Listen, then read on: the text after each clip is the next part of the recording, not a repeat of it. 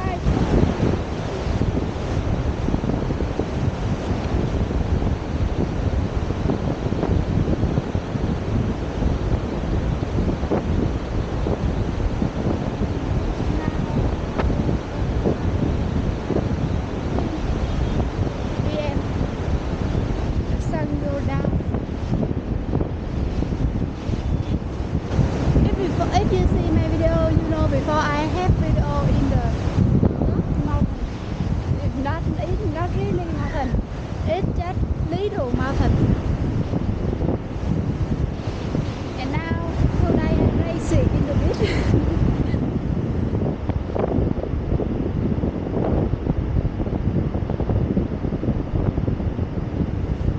Maybe không có lâu cách đây I go near here and have what you say? Facebook.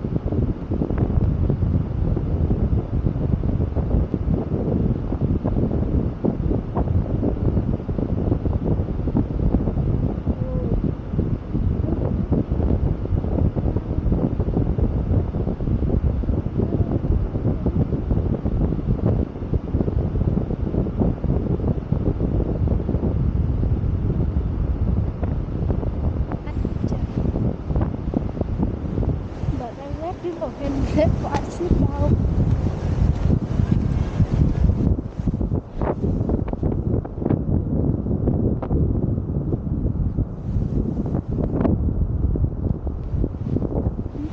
You help me have a picture.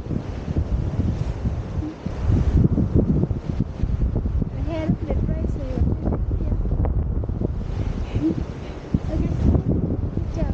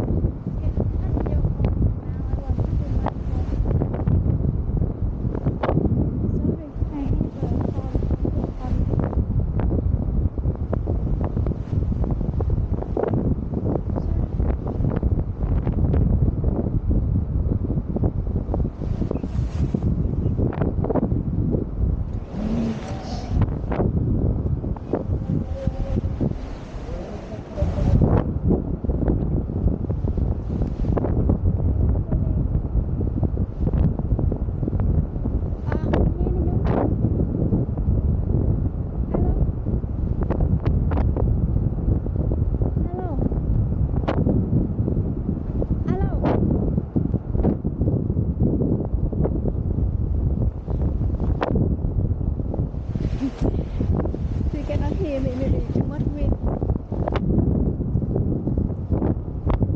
Okay, wind, go more.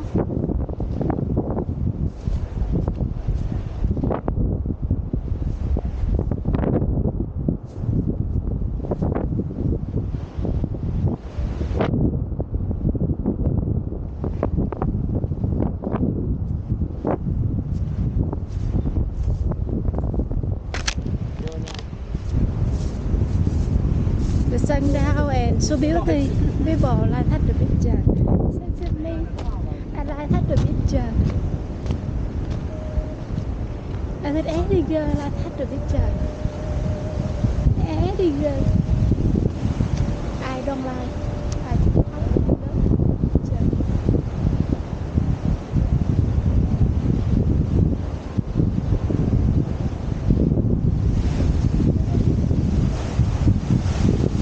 Wow.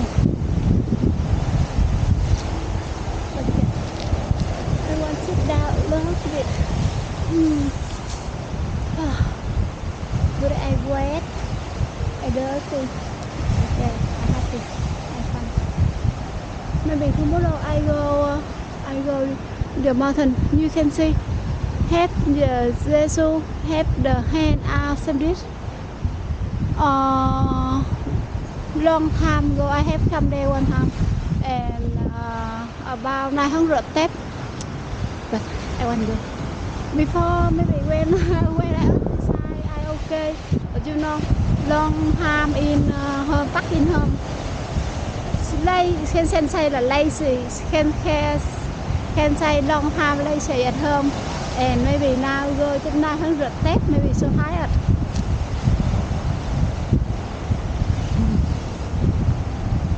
You want to go with me? You can. You're not tired. You're not long time lazy, so me. If lazy is me, good for you and me exercise.